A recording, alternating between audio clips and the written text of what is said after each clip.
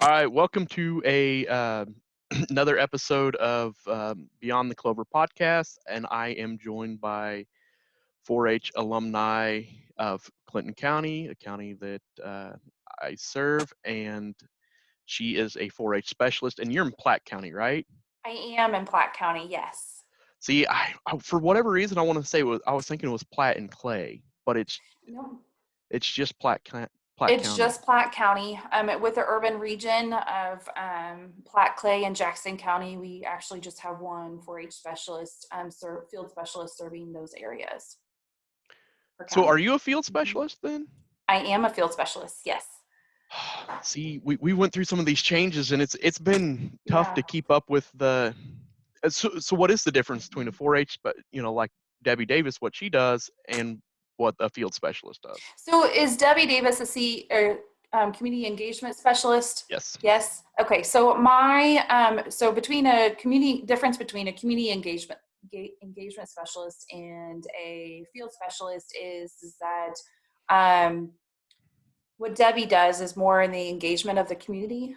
They engage with our extension council. They engage more the outwards and making sure that we're connected into the community. Where not only that I'm kind of doing that as well. I mean, it's not. I don't have that like.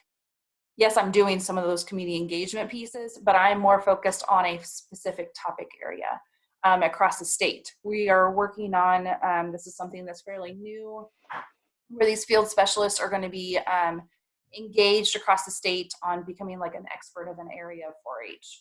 My area is going to be on day camps. We Ooh. were just talking about that in our field specialist team meetings to engage those things. So, yeah, that's the difference between a community engagement specialist and a field specialist. Oh, okay. Okay. Mhm. I I don't know. I've sat through so many meetings for that stuff, and then since that I keeping track of that stuff gets a little. Yep, and so you know that extension had it's kind of fairly new for extension. We made that new. They kind of did some reorganizing through the staff and titles, making sure that we are meeting the needs for our community, and that was one of the new updates. And you'll also find that the field specialists are really kind of located in the urban areas where we have the potential of meeting higher populations. But it's also serving we have a part of serving the state as a whole too.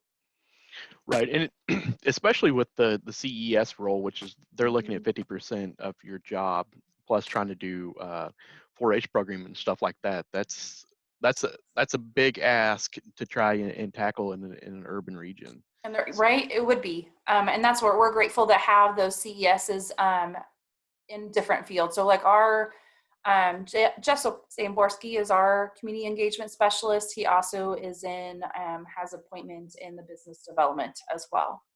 So that kind of it more ties in what his position is, if that makes sense. But right, each county and the urban areas are a little bit different.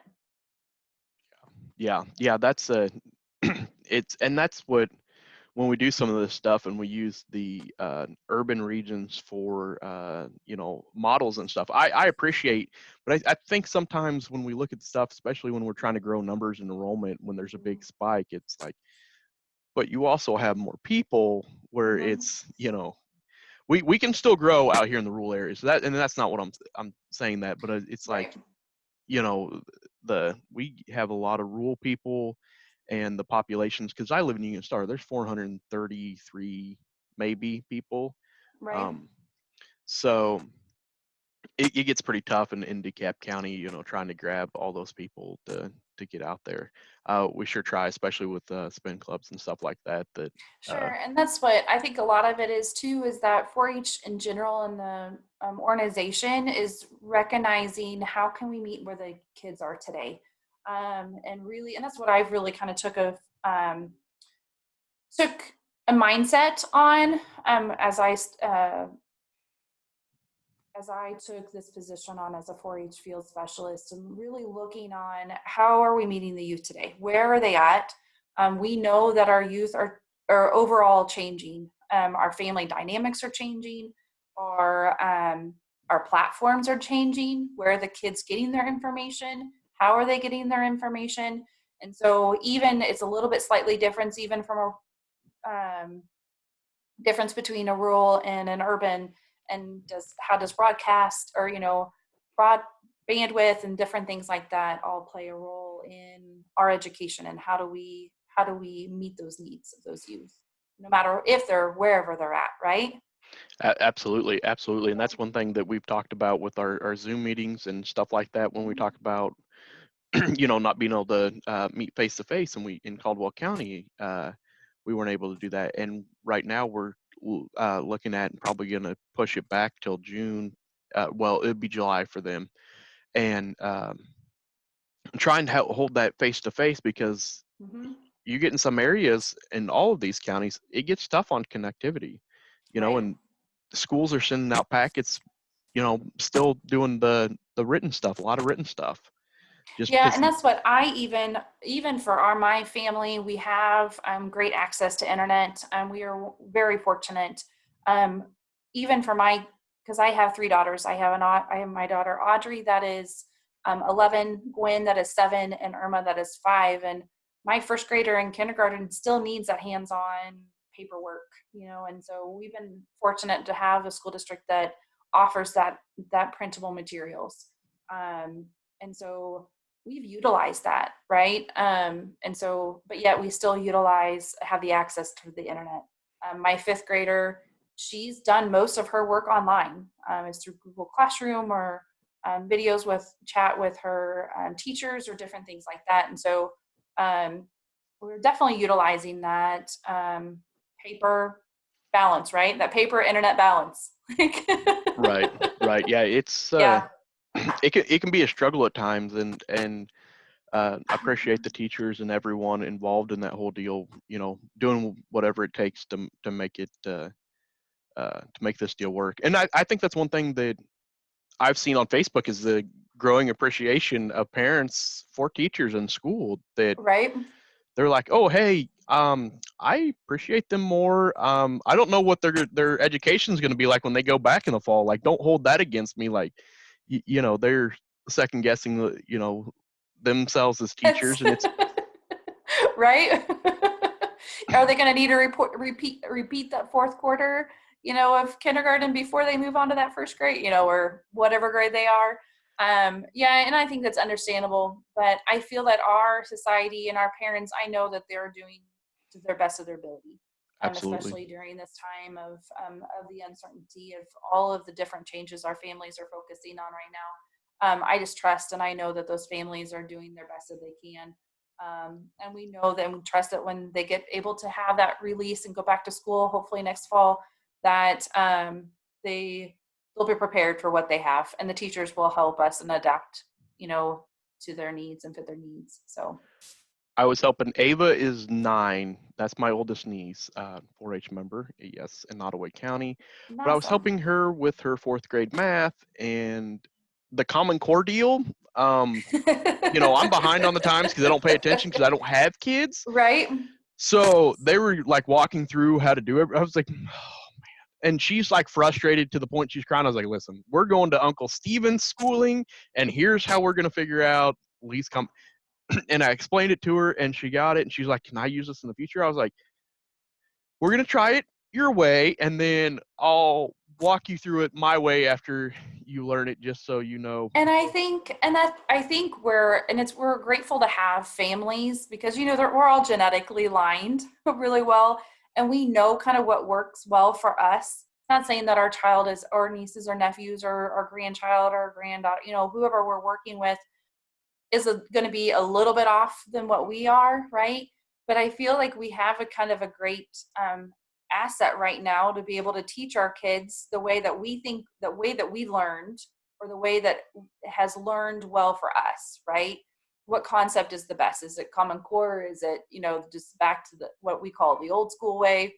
But, however, whatever way, like even Gwen, she needs a line chart in front of her to be able to do math. It's something that I had to have in math. I'm not a visual, or not a visual learner. Or be able to picture it in my mind to be able to do it. I had to be able to physically see it and touch it for me to be able to grasp it. And so this time of era kind of has helped us to know that, right? And kind of we actually get to see how our kids learn and be able to connect with them in a different way than we have had in the past. So I've really enjoyed it, being able to connect with my kids on an educational level and build that trust up. Yet, yes, there's things that are thrown across the rooms. There's tantrum tantrums. There's like, I don't know, like every single, like some majority of families out there. But it definitely has given us an opportunity to have more of that one-on-one time around that table. And I'm grateful for that. Right now, I am truly grateful for that. I might be in a minority of that of the society right now, but I'm definitely grateful to have that time with my kids. When it came to me in math, I failed my freshman year of math in high school. Oh, I struggled with math. So I'd take algebra over again, and I was a math learner that I needed every resource possible for me. So like what you were talking about, I needed to see it, touch it, feel it, smell it, taste it. I mean, I threw Right? everything at it because I didn't understand it. And then Right? why are we bringing the alphabet in with numbers? And it's just like, it gets complicated. And so, and then watching Ava go through some of the frustrations that I had, and then I'm trying to learn Common Core math with her. And I'm just like, why? Because, and they do it better when they do least common denominators. They'll build it back. They'll take it to the highest one and then break it all the way back down. I'm like, listen, I've got fence to fix and cows to feed.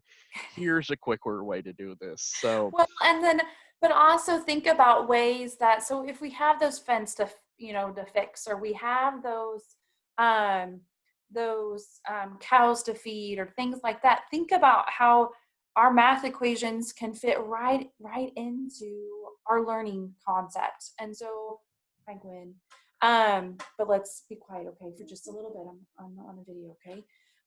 So how, like, if we have fence to mend or we have fence to build, measure that out, figure out, okay, so we want 4 times, we need, 4 times the length because we are using, 4 bars of fence.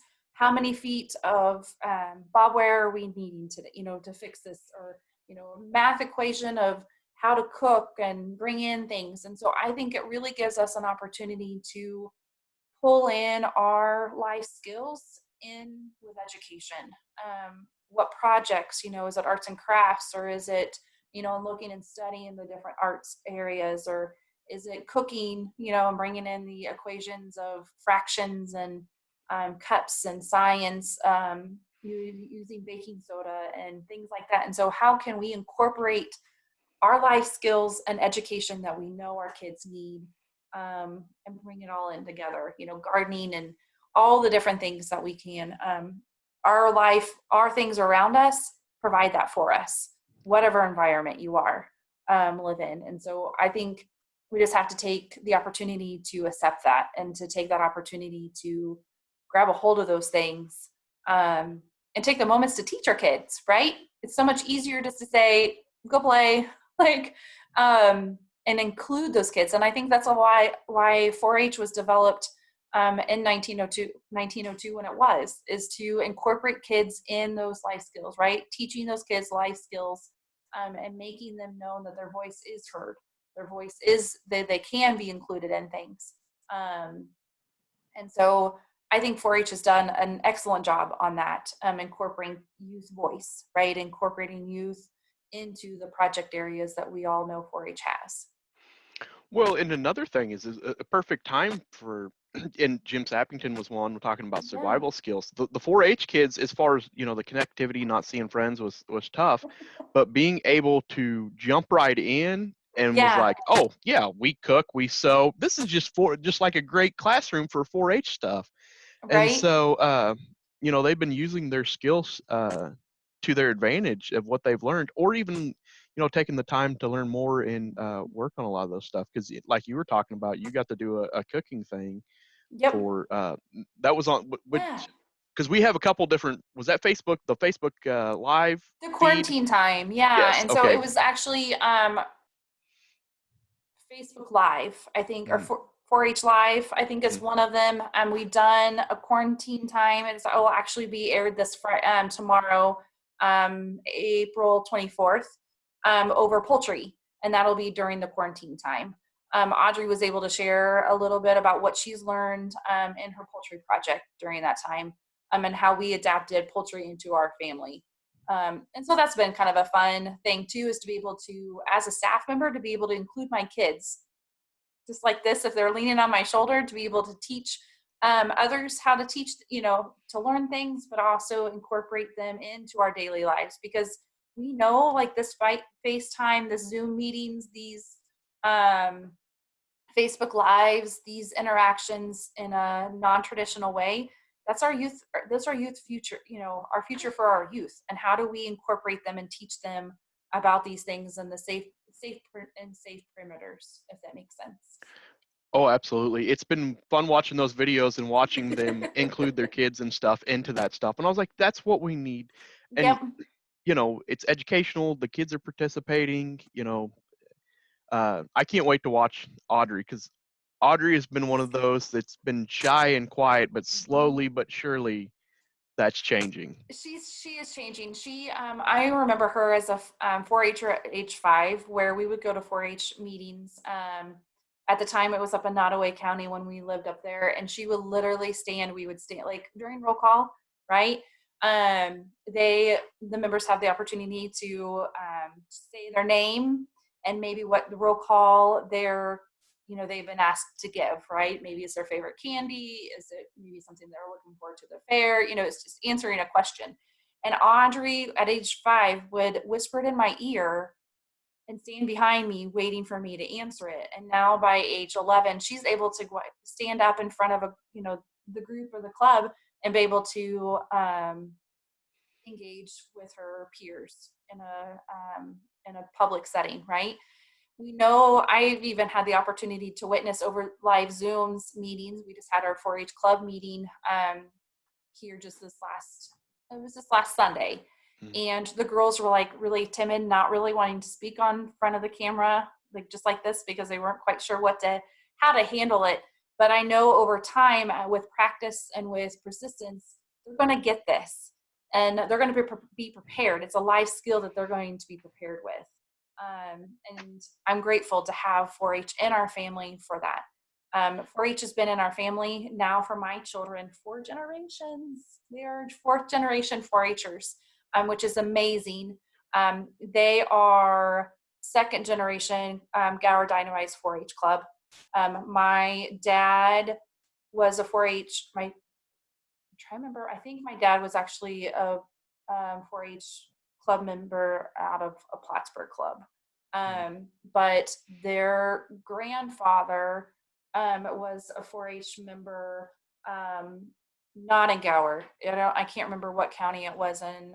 Maybe it was even Buchanan County too. But it's fun to see the kids interact and see it kind of on this side as a mom side, as well as a professional side. It definitely was a little bit adjusting at first, because I was so used to having my mindset of what 4-H was, because that's what 4-H was for me when I was a kid. And so I've learned as a professional to kind of put those barriers down and really think about as a whole that not every audience is the same, especially working in the urban areas. I'm guessing, let me take that back. Going from a rural environment, right? Growing up in rural, having project clubs. I mean, I grew up in rural, but I grew up on a farm, but I didn't have, I didn't show livestock. I wasn't in your traditional ag environment with 4-H, if that makes sense. I had friends that did. I had friends that showed cattle. I had friends that did horsemanship, and showed horses and things like that. And so I got to go and inspire that. But I feel that I had the opportunity. I got someone that just woke up from a nap, so apologize for her yawns. But I had the opportunity to still grab a hold of what 4-H has to offer in life skills, like with sewing. And entomology was actually one of my biggest projects growing up.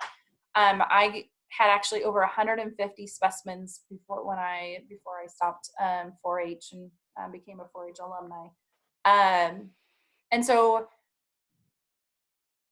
kind of forgot where I'm going with this, but in the world, urban and rural, I had to change my mindset. Working for a county that is urban and rural, I had the rural mindset, but I needed to open my eyes to think about how can we engage youth in general, wherever they live, no matter if they're out in the country, engaging in country living, but that country living is still can be incorporating into the sewing and the robotics and everything that we do. And so I'm really grateful to work for an organization that values and sees the difference between our areas that we live in. Oh, absolutely. And that's one thing that, and I've done. We do a radio program at the Cameron radio station, Breakfast Club, and then I was able to do one. Some friends suggested me because they were looking for different youth organizations, and so I was able to do one in St. Joe. Bobby Carlson is a realtor, and he's from King City, and so we were talking about that, and I pushed. I talked about the robotics and stuff like that and all the other stuff. And he was like, oh, I thought it was just, the ag. I said, no, we're way more than cows and plows. Right. And I think a lot of it, just because with 4-H is such a large organization, it's a complex organization. And it's an organization that builds on experiences, right? Our experiences of 4-H alumni, our experiences as business partnering up with 4-H and things like that. And so it's harder to see the whole big picture of what we have to offer. And especially even utilizing our teen teachers in lots of many things that we do, and all the different project areas. We even have, it's kind of fun to even say that we even have, like the robotics pieces, but like you mentioned, but even the wind turbines, as much as we have seen them come across the Midwest, there is even a wind turbine curriculum to help prepare our youth for those fields, those career fields if they choose to do so. So it's fun to see all the different areas that we have and what kid takes on and what a kid takes on as an interest, right? And to kind of grow upon that. 4-H is so malleable and adaptable, and within reason, you can do pretty much anything and everything. Right. And we give you that freedom because, we want you to learn and grow and find your spark. And maybe you think you're going to love this thing and end up don't liking it at all. But we want you to test it here in, our area, safe hands with the adults and try things out. And I think like the only time we've had to say like no is like been like rodeo, which has been off and on. They've discussed it. They talk about the injury risk and stuff like that. Right. And then paintball are the only two that I've had parents that be like, can we do this? Can we do? And I'm like, I've checked, no. And who knows if that stays the same, if it changes. It's hard to tell because as the world changes, so does 4-H. Right. And I something that I really encourage new 4-H families, especially if they're what we call first generation, they have no prior knowledge of 4-H, they're coming straight in, is to actually choose a project area that your family already does. So for instance, it's gardening. The girls actually, we didn't choose gardening. We do gardening, but the girls don't do it as a gardening project because it's something we already know. But for Audrey, it was sewing. My mom is a wonderful seamstress. She's known for her alteration capabilities around town. And so we chose sewing because it's something that our family does already. It's an interest that she had. We also chose landscaping last year because we had landscaping projects to do. It was her and I to be able to sit down around resources to figure out what plant goes where, what type of soil, what sun do they need, and things like that, and turn it into a 4-H project for her to be able to showcase. And the reason why we turn it into a 4-H project is because when it comes to fair time, she gets to talk with a caring a judge that knows that interest area, right? They know what plant we planted already. They already know how high it's going to get. They have that prior knowledge behind it. And so for Audrey to have that opportunity to sit down with that caring a judge, to have that conversation is priceless for us, because we have the ability for them to that do reflect apply, that we encourage here in 4-H. It allows that Audrey, so her going to that judge, right? She's doing it. She's did her project. She turned in, let's say one of her things was, I'm looking over there because it's actually sitting over there. But it was a journal of our plots of our garden, of our landscape gardens, right? Our flower gardens, to know what plant is planted where and what year. And then that way, then we know what kind of, and we had her identify the species. We identified how tall will it get? Is it an annual? Is it a perennial? Different things like that. And so then we can keep track of what plants what as it grows. And we're looking for next year, like, is that a weed or is it not a weed, right? Because we have utilized some native plants that are sometimes can be conceived as a weed. And so we want to make sure that we keep that track. But Audrey was able to work with a judge to have that reflection piece. And then she takes those reflection pieces and we apply that knowledge again. And she applies that knowledge again and again and again. And it's a great partnership with a youth and adult working together. Sometimes it's parents just like Audrey and I, and sometimes it's wonderful that we find leaders, volunteers, right? And so I feel 4-H has set a great stage and a great presence on that youth and adult partnership. Yes, and it's always fun because the master gardeners that I get to cover a gardening horticulture, they love that stuff. They eat it up. It's like, right? That's the easiest field to cover. I can always call your mom. Your mom's always right. like, and it's our judges and volunteers and everything are great. And we try to work in new people, so they give them break, and then they're like, "Oh, did we do something wrong?" No. Well, We we're just want to just like to rotate it through after, and I think a lot of it is when we're able to have rotate, like you had mentioned, those volunteers, when we're able to rotate them through, it just gives another perspective for that youth to learn from. Not saying that they have done any, not done anything justice for their previous volunteers, but it just allows us to have a new perspective for those youth that need that new perspective, right? But it's also an opportunity just for them to connect one-on-one, because sometimes even as adults, we have to recognize that we don't know everything, right? And so when we're able to connect that youth to be with that caring adult that knows something, it's been amazing, the conversations that I've been able to witness as a 4-H staff with a youth that's working with that judge.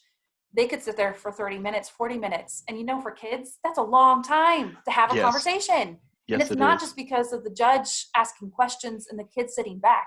It's because the kids are asking the judges how to do things differently and how they're going to reflect and apply that knowledge for the future. Those are the moments of growth. Absolutely. And it turns into a conversation, and then they're talking about it. They lose track of time, and then they're like, "Oh yeah, my bad. Yeah, I've got other kids to judge." Exactly. Those are fun. It's time to move on. And we recognize that not every kid is able to carry on a 30-minute conversation, and that's not the ideal. But when those kids get up to the teenage age, those conversations do start. And what they're doing is actually learning life skills of an interview. They're learning life skills to be able to communicate what they've learned and how to apply what they want to learn next. And those are all skills, adult skills, that youth are needing for the future. And so I feel that the fair time and exhibiting does allow us to have that closure of a project area, but it's not always the case. Not always we need a fair, but it just makes us think about that as we reflect our project areas. Absolutely. Yeah. Absolutely. So what was your time in 4-H like? Because you talked about, your kids are fourth generation. You guys have to be closing in on the Century Award. Yes, we might actually probably getting pretty close. So keep in mind that I'm one of 4 kids in the Schwartz family. and all of us did different projects. Holy moly. Mom helped us out quite a bit, engaging. My mom was a 4-H alumni too. My dad pulled in, especially like on welding. He's still currently our countywide welding leader. They engaged us. It was a tradition for us. We did not know anything different. It was something that we did do. My parents were fairly reserved on how many sports we did and how many things. Just a lot of it is we lived out in the country, and we knew we had the resources right there in hand, what 4-H had to offer, and we didn't have to drive into town to get it, other than our monthly meetings, right? I grew up with a family that was fairly resource minded, if that makes sense. Not driving all over the county. Not saying it's not any different from now, but we had limitations. We chose one sport during our sport ages, and we did 4-H, and we also did FFA too. And so, but we also worked on the farm. That was our main. We had a responsibility, and 4-H allowed that. 4-H allowed that social interaction. It allowed us to discover things that we're interested in and leading towards fields. And it also prepared us for the future, right? Prepared us to be able to talk just like we're talking today, right? And having conversations. It prepared us to do that do, reflect, apply that we mentioned earlier. So 4-H to me I loved working with youth. Working with youth have always been a expert of mine, or interest area of mine. So I had the opportunity to be the camp counselor a couple of times throughout my youth ages. I was able to help out with certain events, knowing that I would be a good group leader, be able to engage with youth and different other mannerisms, working on projects together. I remember going over to a 4-H family as friends of ours, and the mom taught us computers. Believe it or not, it was the floppy disk. It was the whole 9 yards, but it allowed us to have that socialization, working in the common area of project areas or events or things like that. And so 4-H wasn't too different than what it is for our youth today, but it definitely has revolved into 4-H has definitely revolved into looking at different revenues and making sure that no one's left behind. And of course, that's still the same things, but as a 4-H staff, I have that in my mind. Like, is meeting in a church, all 4-H clubs meeting in a church location? Is that putting a barrier? Or, how about fee generation? Is fees a barrier to someone? And so I really didn't think about that as a youth. I mean, really, no youth really should. But it's definitely allowed me to have that mindset as I go forward and making sure that I'm open-minded, right? I'm looking at all sides of the story before I make conclusions. And is a conclusion really needed, right? Right. And so 4-H, it's been fun to be a 4-H alumni and seeing my kids grow up in 4-H. Participating in the same traditions that I have taught, knowing that they are getting that life skill that is going to set the bar high, not set the bar high for them. Don't get me wrong. We all get out of 4-H what we put into it, for sure. But that sense of belonging, that sense of mastery, that sense of generosity, it's everything that 4-H provides is an asset to our family. Absolutely. Absolutely. And, when we think about barriers, you think about, okay, we do this, so we remove one barrier, but do we create another? Right. And then you kind of, okay, can you remove that one without creating, and then you get in that, and sometimes, you have barriers that you're trying to remove, and sometimes it's one, you have a barrier, but it's easier to overcome. So you go with that, and then you work around the situation with that still. And it's so hard because sometimes, things happen and barriers are created, and then you've got to figure the way to work around them to help all the kids. And Yeah. that's always been one of And the great thing is that knowing that 4-H is open to all. 4-H has that opportunity that no matter if you live in a rural or urban, or if you live in an apartment or a house, or if single families, dual income family, no matter what your economic status or your diversity or anything, there is a place for 4-H, and we are grateful. I have another child that just woke up, and she looks wonderful. All right. Hi, Irma. I'm sorry. So just like that is balancing, being open-minded, right? And I think that's one thing that 4-H has really taught me now, even reflecting back, is that we have that opportunity to be social. And so it gives us the experience to be able to talk with people in different ethnics and different than us, and to be able to learn how to have those good character traits in place, has really helped me and my family understand the importance of those things. Absolutely. Absolutely. So what was your favorite project in 4-H? I think my most memorable one would be in the entomology that I mentioned earlier. A little story is that, so entomology, I literally was entomology from age 7, or, like Clover Kid, because I joined in as a Clover Kid, because I had my older sister that was engaged in 4-H, right? Clear up to age 18, when I aged out, I did it for so many years, collecting those bugs, putting them on the pins, putting the papers underneath them, and it was fun to see how my handwriting had changed over the years, and what insects had actually decayed over time, and, like having to replace them. And, but the fun thing is that I learned so many skills that I was able to give back to the communities that I have lived in as a entomologist, or entomology, with FFA as a contest volunteer, right? As a contest instructor, right? So I was able to work with local FFA contest teams, and teach them skills that I learned in 4-H. And it was not that I went to college for it. Don't get me wrong. I did not go to college for entomology or ecology or any of those, environmental areas. But I was able to take what I went to college for, as to teaching youth, and taking a skill that I learned since I was age 7, combine it together, and to be able to teach high schoolers. I taught at West Nottoway for a few years, and as a volunteer, I led, I think it was probably 2 or 3 years, I think. And I even, maybe it was close to 5, actually. I did an entomology contest team.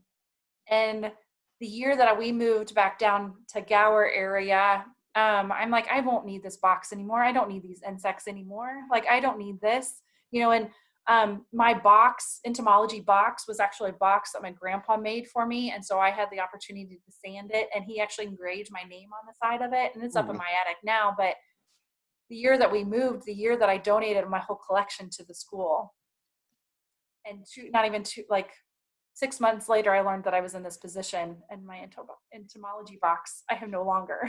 Oh. It's kind of sad, because I'm like, I could use that now. I can pull that back out and, use it at camps or for instructions or anything like that. But so I don't have my collection anymore, but I have my box, and it's a memory that I'm always going to have. I may not know every single 100. I had over 150 specimens. I may not know every 150 specimens anymore, but it was I learned the skills of knowing the details, looking at the details. Each insect is detailed differently, right? And knowing the special species in each family, and be able to categorize that. Those skills have helped me as adults from here on out, right? So it may not just be the specific information, but it's the things that we do for that project, if that makes sense, that could carry on for a child, for their adulthood. And so entomology probably was one of my favorite ones. Another one was fashion review. I was not the kind to make your own outfit. I did clothes you make, and I was successfully able to participate in the state fashion review. I think like at least 4 or 5 times. I even remember like I got first place in the category couple of times, and I remember like moms and or the category chairs were like, no, she won last year, is that okay, can she win again? And and Humble that was brag. something I really enjoyed a lot, because it brought in my fashion. I was able to show my personality. I even wore a Elmo's sweatshirt on stage, like, and just thinking about going back of those years ago and how the fashion was and how it everlasting changes, and how things have evolved. I just had it got me up on stage. I was able to speak in front of, hundreds of people out in the audience. I was able to know about different career lines in fashion by participating in state events and things like that. So it definitely gave me the interest, and also the interest of now that I'm able to talk with my daughter to say, this is what it is, and this is how the state contest, state fashion review is. And so it gives her a peace of mind as we talk to it, because she's gone now representing Clinton County for the last 2 years. And so it brings tears to my eyes almost thinking about the generations of that we're able to offer our traditions to our family. So Absolutely. yeah, it's fun, and it doesn't make a difference whatever project area youth chooses. It's fun to just look back and reminisce about each project area, and I did forestry, and I did a lot of different other ones, but those two are my most memorable ones for sure. You're talking about entomology and your handwriting changing. If you go back and you look at Steven's handwriting in the 3rd grade till he's 30, doesn't change. It's still the Right? same. Still Right? the same. Everyone's like, wait, Oh no. when did you write that? I was like, no, that's 3rd grade. Mine didn't change, huh? I apologize for the noise that's happening in the background. They're finding a snack, it sounds like. But Oh no, don't worry about it. This is what this is yeah. all about. This is what happens when you are in quarantine. Hey, family and work Right? run together, and that's what it's all They about. do. And that's what I'm grateful to work for, an organization that values our family time and knows that we are doing our diligence in our field that we are doing. And they're respecting that we do find time throughout the day. It might not be that 8 to 5 job, but I'm grateful to be able to work at 10 o'clock at night when I need to get things done. Right now in Platte County, we're actually even just the urban region, we're organizing our virtual camps for the summer. And so that's been fun to work as a team to work on those things. Oh yeah, I mean, I've been in meetings and dogs have come and jump in people's laps, and it's just hilarious. They're like, and everyone apologizes, like, it's Yeah. life. Like, I think that's one thing that has been kind of a shakeup on for a lot of people is, hey, we can still do good work and Mm-hmm. kind of not lax on the professionalism, but like take a break. Let's, hey, life happens, things come up, and we've got to adjust it or make adjustments to it and adapt and move on. So Yeah.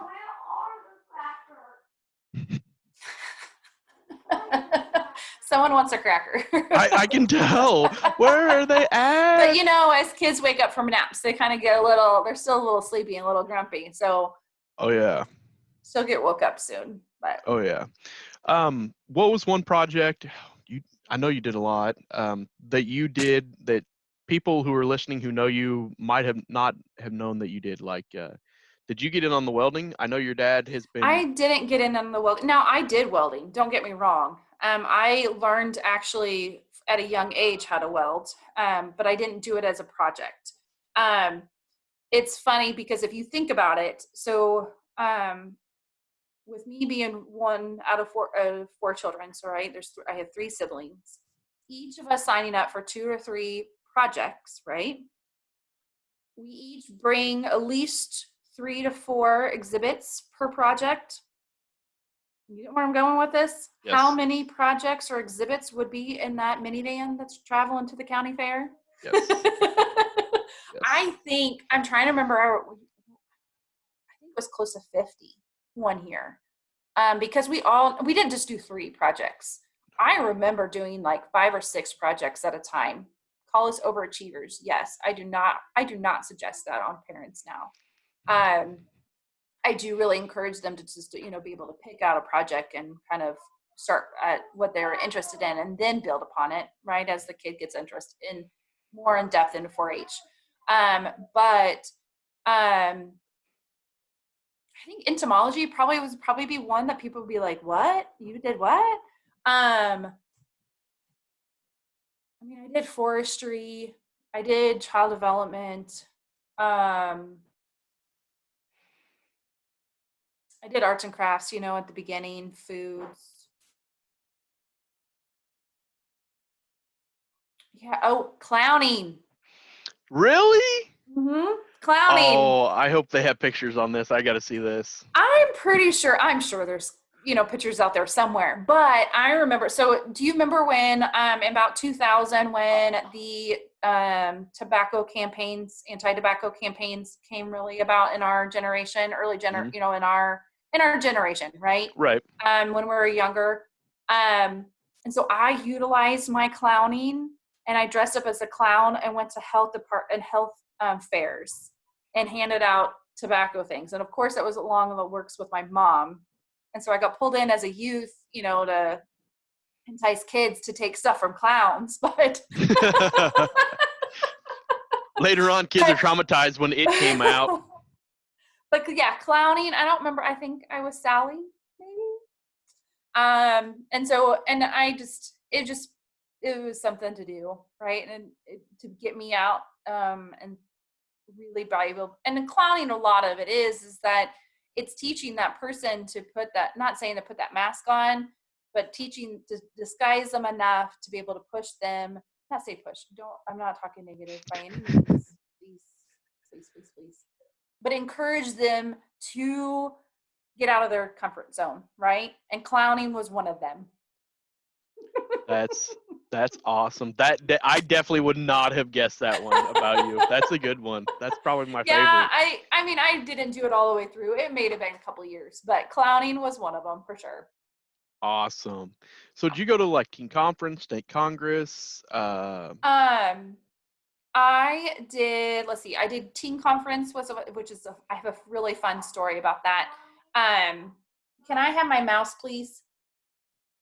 I don't know if you guys can see that, but they had my mouse and it was connected to my computer and it was dancing all over my screen. We can't see it. I'm so grateful. That's why you heard that mommy. It was laying over on the couch. So I did Teen Conference, which was a fun story in itself, is that I was able to connect. So at the time, of course, we carpooled, right? My parents did not have the opportunity to drive me to Columbia by myself, right? They were not going to drive me again.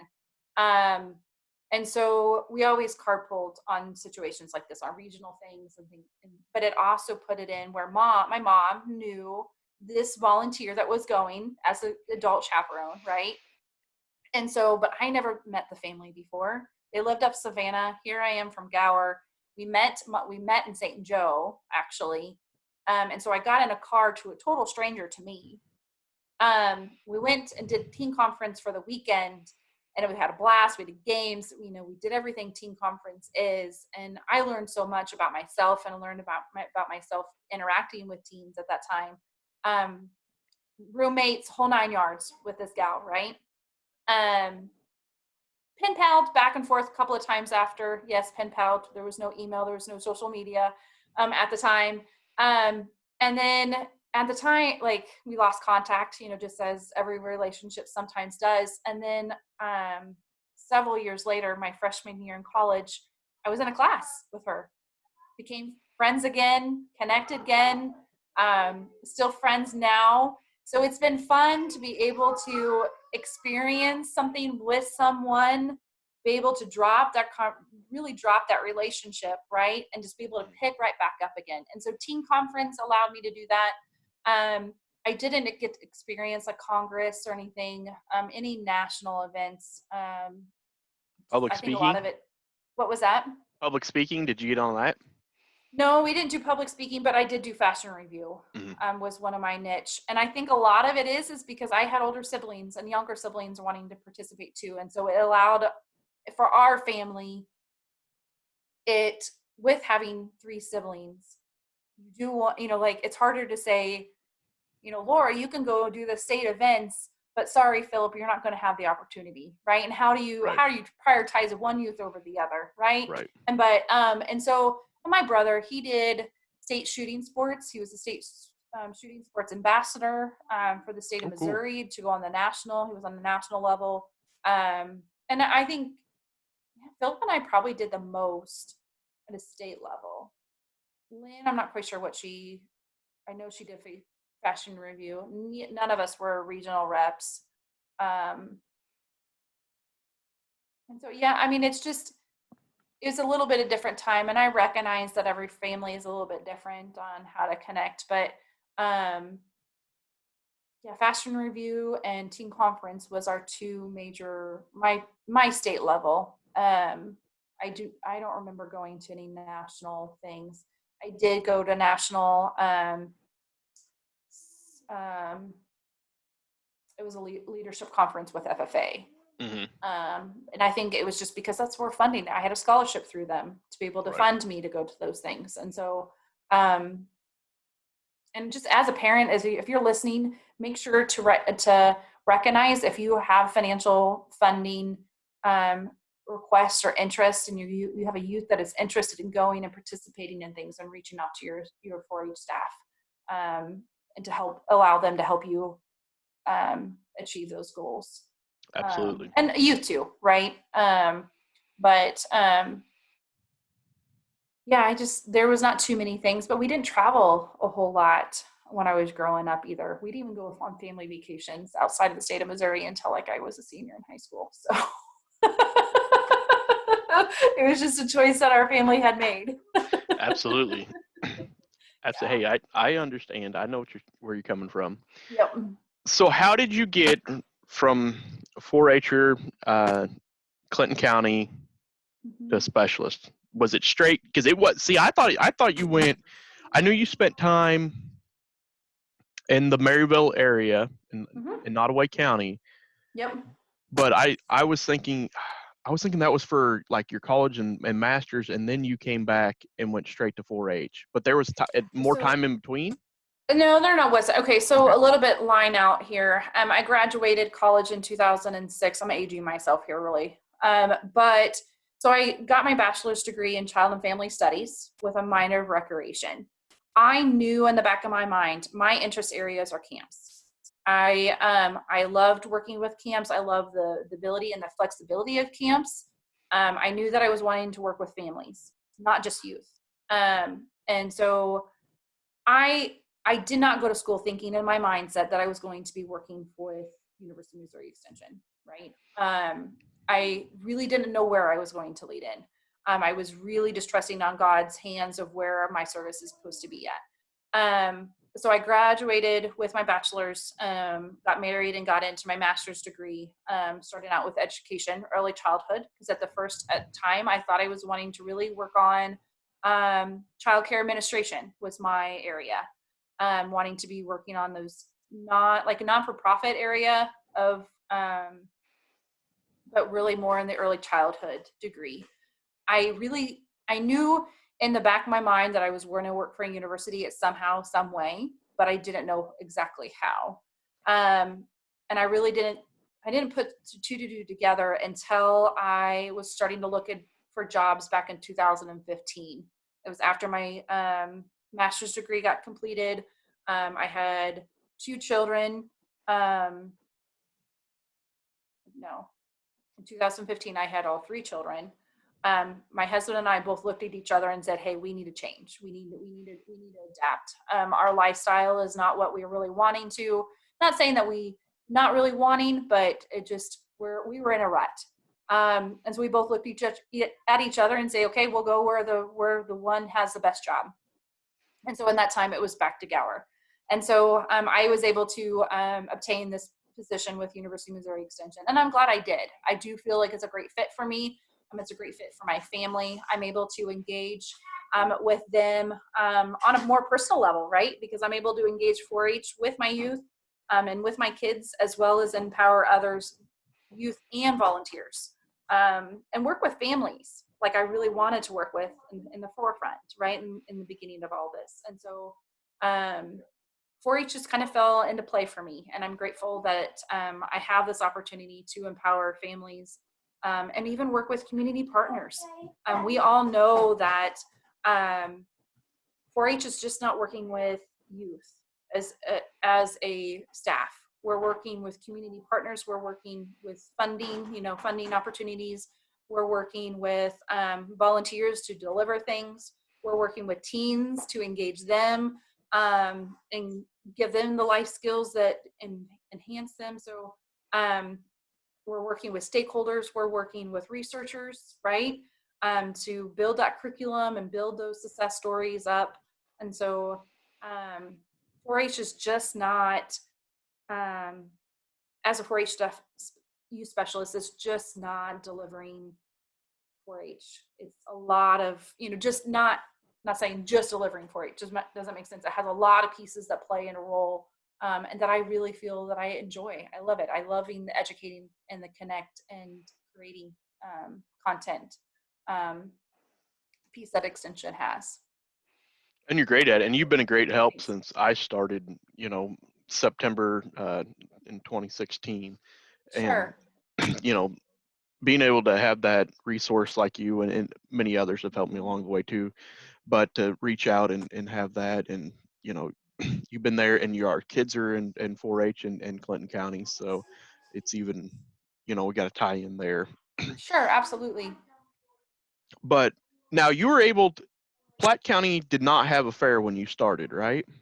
So we had a fair. We didn't You have had a a fair? livestock show. You didn't have a So livestock Platte show. County, That's what it was. yeah, Platte County actually is the oldest fair on the west of the Mississippi in the state of Missouri.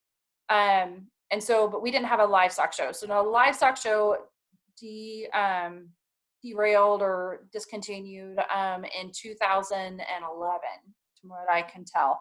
Just papers. I can never get actually anybody like, yes, this is the time. But I had 4-H parents that said, and volunteers to say, hey, we want our youth to show in their own county.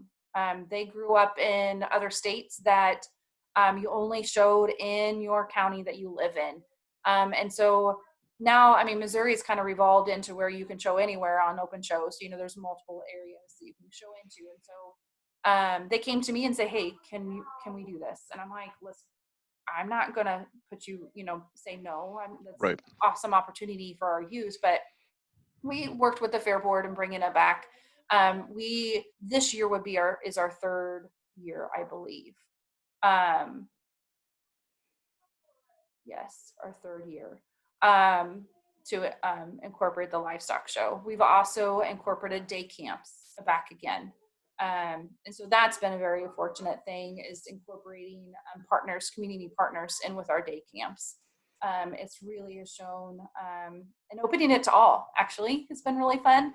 Our day camps are open to anybody, any youth ages 8 to 12, and then any teens that are open to wanting to grab those skills. And so we typically don't see where 4-H is open to all, but we've been able to adapt our program to fit those needs, because we're wanting to show our county what 4-H has to offer and how to engage with 4-H. And so by opening it all, we leave all barriers and making sure that everybody that walks in one of our 4-H camps are 4-Hers, if that makes sense. And so that's been fun too. And our livestock show has been a huge success for us as well. Yeah, I hear about it all the time when, talking to because I have Herefords and talking to Hereford breeders and stuff like that, and when the fair is and working with some partners on stuff like that and planning stuff, they're like, oh, hey, that's the Platte County Livestock Show, can't do things there. And I was like, hey, perfect. I know you've had great success. You've also been able to and I can't remember what the technology, the virtual reality with Virtual reality and the Computer Science Pathways yes. grant. Yeah, so Missouri 4-H was a recipient of a national grant with partnership with Google and National 4-H. And so I was on one of the administrating teams to bring it to the state of Missouri. And so that has been really fun. That was in 2017, and we started that project with Google and National 4-H. And bringing that grant had allowed us to bring virtual reality equipment, Chromebooks to our state, but it also allowed us opportunity to provide professional development for our staff, for our volunteers, as well as not only that, but for our youth as well, incorporating computer science. We are just received information, or we are the second phase recipient. That's just started a couple months ago. And so we're now with the second phase, we have the opportunity to really focus on our volunteers. In any adult that's wanting to collaborate with 4-H and offer computer science into delivering 4-H curriculum in the areas for youth. So we have monthly webinars actually in the first week of each month. And then we'll be able to, once we're able to have face-to-face, we'll offer a face-to-face training as well. But that's been a fun project. It's been a unique project that not everybody, even as staff, get an opportunity to take on and deliver. I really didn't know a whole lot of computer science in the background, but as I mentioned earlier, is that 4-H experience of 4-H project definitely allowed me to understand and how to deliver computer science, right? And kind of gave me that edge that I needed. Absolutely. It's, and I've used that, and I have worked with that, had a session last year when we showed the SMFFA teachers that while they're in the middle of contests that they have going on. Yep. So I was able to work with you and them, and you taught me, and thankfully you were, I think it was you wrote the how-tos on everything and explained it so I could understand it, which was extremely helpful. Yep. So and that's what I mean, and that's the great thing about with working with University of Missouri Extension is that when we find a need, we provide that, we get that research behind us if we need that research, or we create things that are a tool for anybody to utilize. And so it's part of that university component, right, is create and that connect, and that create component is creating those resources and making sure that it's user friendly. Let's say that, and written well. So. Yes, because I've got to go through and explain and troubleshoot and do all of that stuff. So, yeah. I know you have kids who are up from a nap, and you've got mom duties to do and work stuff. I do, yeah. So I probably ought to get off here because we chatted a little bit before this. So, is there anything else you want to say? No, I think not really, but I just want to any listeners that are listening, if you are not engaged with 4-H, make sure to reach out to your local extension office. 4-H staff, they'll be glad to help you get connected. And just if you are first generation, walk in to 4-H with an open mind. Know that you're not going to understand the lingo right at first, and ask those questions. Ask those questions, because with 4-H being such a longevity of full of traditions, sometimes as staff even we forget that our clients, we have clients and we have 4-H members that don't have that background knowledge that a current 4-H'er does, that's gone through many generations. So and we welcome anybody at any level where they are, if they're a youth or they're a volunteer. So I just highly encourage everyone to get involved in 4-H, no matter what area you can get involved in. So thank you, Stephen, for inviting me to participate with you and having this little chat. I certainly have fun, and I enjoy sharing my 4-H story with everyone. Yes, and I'm glad you take this opportunity and come on and share that story, because you have a unique story with a rich tradition in 4-H that I always enjoy hearing about. And say hello to your mom and dad and all your family and Paul. So will do. All right. Thanks, Stephen. Thank you. No problem. Have a good day. You too.